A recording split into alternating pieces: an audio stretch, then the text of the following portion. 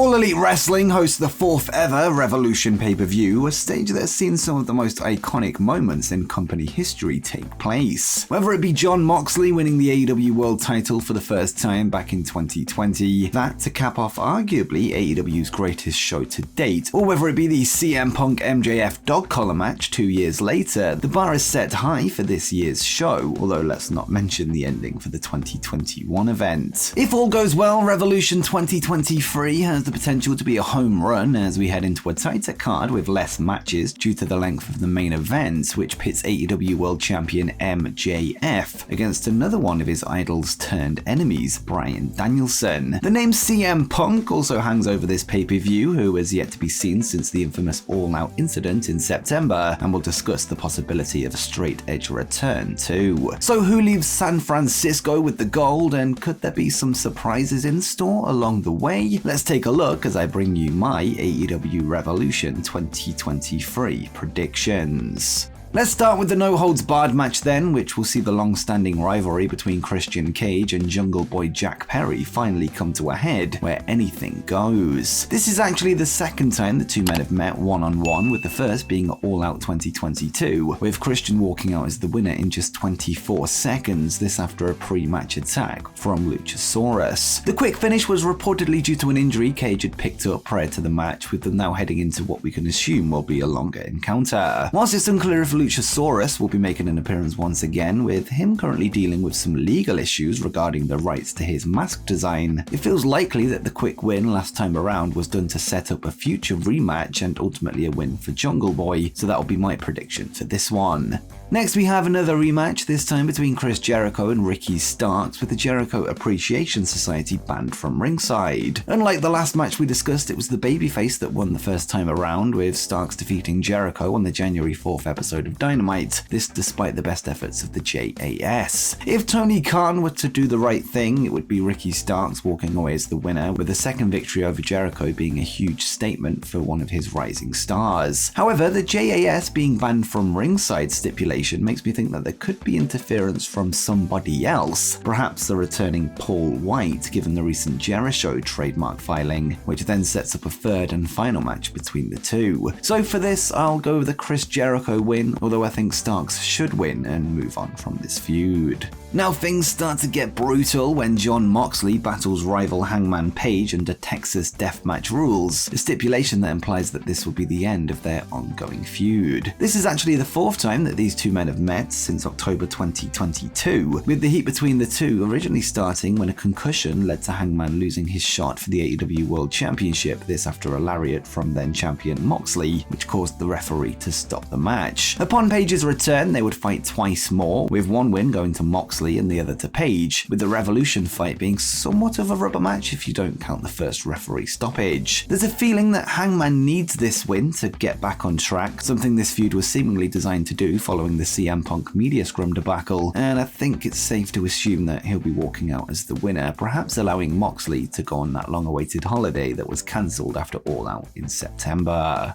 Let's quickly run through what I think will happen in the AEW Tag Team title match, with the Guns putting their belts on the line against former champions The Acclaimed, as well as Jeff Jarrett and Jay Lethal, and Orange Cassidy and Danhausen. I don't think AEW fans have responded well to Colton and Austin's reign thus far, with it perhaps receiving the wrong kind of heat. I think that problem can be resolved this weekend with a win for The Acclaimed, so that'll be my prediction, although it really could go either way. Now we go to the match for the AEW TNT Championship, with champion Samoa Joe set to put his belt on the line against former champion Wardlow. It was Joe that ended Wardlow's first reign as champion back in December 2022, with the War Dog having not wrestled on television since. With that said, he has his eyes set on winning the belt back, that he only lost due to a referee decision, although he isn't the only one chasing the gold. Powerhouse Hobbs would leave Dynamite this past Wednesday with the face of the Revolution ladder match brass ring, which I feel may come into play this Sunday. My prediction is that Hobbs somehow inserts himself into the match, making it a freeway before pinning Joe to become the new champion. This achieves two things. One, Joe can turn his attention to Ring of Honor with him still holding their television title, and two, Wardlow can move up to the main event scene of AEW where he belongs without suffering a direct defeat, eventually setting up a feud with whoever leaves the main event as champion, and ideally that being MJF, but we'll get to that shortly.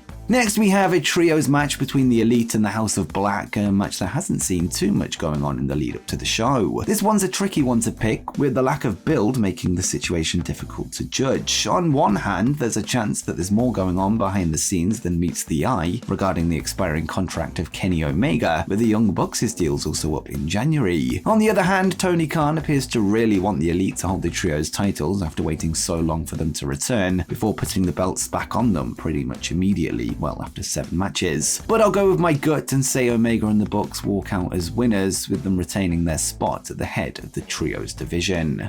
Next up, Jamie Hayter is set to defend her AEW Women's World Championship against Saraya and Ruby Soho in what I feel is a difficult match to call. On one hand, Jamie Hayter's run with the belt is relatively young, with her having even more to give as champion, perhaps in a more singles-oriented feud. However, she has been caught up in this homegrown versus ex-WWE rivalry, which I feel will result in a new champion this Sunday. Saraya comes into the AEW Women's division as one of, if not their most well-known name, and I can see her leaving San Fran with the belt. I also see Ruby Soho coming into play in the finish, perhaps eventually helping Saraya get the win, or maybe linking up with her and Toni Storm after the match, given her history in WWE. No matter how it happens, I think Saraya takes the belt, setting up a chase for the homegrown babyfaces of the division. After the fact, I can see a post-match beatdown on Britt Baker and Jamie Hayter at the hands of Saraya, Storm, and Soho, which then leads to the AEW debut of IWGP Women's Champion Mercedes Moné, setting up a future match at Forbidden Door, and we all know the history between her and Saraya. Now let's get to the main event then, where MJF will put his AEW World Championship on the line against Bryan Danielson in a 16-minute Iron Man match. MJF's reign recently surpassed the 100-day mark, this despite only defending his title once in that time, that being his win over Ricky Starks in December. With the long-term goal of AEW seemingly to have MJF as the champion leading into his contract expiry date on January 1st, 2024, it's hard to see him dropping the belt just yet, especially after only making one successful defense. So I'll go with an MJF win for this one, as he moves on to a feud potentially with the aforementioned Wardlow, or maybe another certain old rival. Now let's finish off with one of the biggest questions on the mind of fans. Will CM Punk return this weekend? There appears to be 2 spots available on the show that you could slot a CM Punk comeback into. Of course, one being at the end of the show, a mirror of Full Gear 2022, to continue the storyline with MJF. AEW have attempted to get this back on track multiple times at this point, only for injury and circumstances to get in the way. I feel that right now, with MJF being the champion, which was likely how the story was supposed to end between the two, that Punk returning to chase the title would be the wrong move. However, there is the possibility that he could show up alongside FTR to confront the Elite after their Trios Championship match, turning what is a real-life feud into an on-screen one, which I don't think anyone can argue would be gripping television. My heart tells me that all this heat can be put to one side for the greater good, but my head tells me that one side of this backstage war will ultimately end up leaving the company, something that we appear to be edging closer towards. FTR's contracts are up in April, while Kenny Omega and the Young Bucks' deals will finish by the new year, and where that leaves CM Punk is anyone's guess. The contract stalemate is certainly going to be an interesting one to follow, with the Elite no doubt having the option to jump to WWE, depending on how Tony Khan decides to deal with FTR's contract renewal and how he handles CM Punk. It's worth noting though that this week, many AEW approved media outlets have been asking about the controversial media scrum, as well as the backstage altercation between Punk and the Elite, something that pretty much everyone was in agreement not to comment on until now. Most notably, Kenny Omega would speak with Renee Paquette, revealing his thoughts on the matter earlier this week, but whether that's a sign that something is in the works remains to be seen. As for a prediction, I honestly don't see us getting any closer to answers just yet, and I think we'll have to wait a little longer before we find out the fates of both factions, meaning no Punk at Revolution. And before you go, make sure you check out 10 more upcoming wrestling free agents that you need to know.